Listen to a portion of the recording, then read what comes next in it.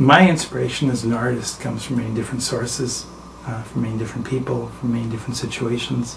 When I'm on the road, when I'm touring, when I meet people who say, you know, I read this book, I heard your album, I saw this show once upon a time, I saw you on the stage 10 years ago, I remember the show you did, you know, in my university, I read your book and I gave it to my father and my mother, and I hear all this positive feedback.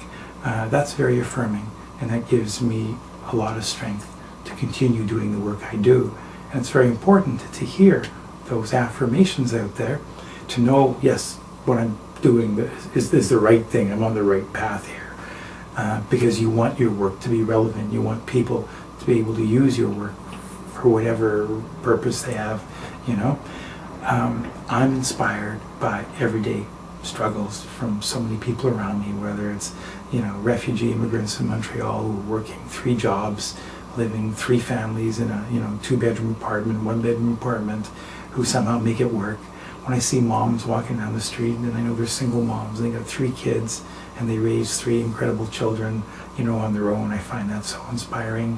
When it's guys that work 3 jobs to pay all the bills, you know, to send money home, you know, overseas, and to pay bills here, and they keep on going, and, you know, they're my inspiration as well. I'm inspired by people in Chiapas, Mexico, who are Zapatistas, indigenous people who fight for land, who fight for freedom, and they fight against incredible odds. I'm inspired by people in the Middle East who, despite the occupation by American and Canadian and British troops, are still fighting for their freedom, you know? Like, those are freedom fighters.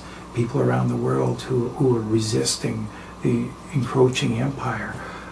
People who are resisting, you know, the corporatization of their culture, of their way of living. Those are my inspiration. And if those people can keep fighting, if those people keep going, well, hell, you know, like, it's no big deal for me here, living in Canada, you know, living where I live as an artist, to continue doing what I do.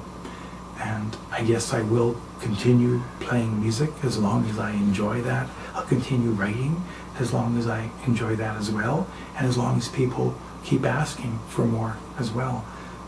So my inspiration comes from many different sources. And, you know, looking at the condition of the planet today, it's like not very inspiring, but on the other hand, it's like, we've got to stop what's going on out there now.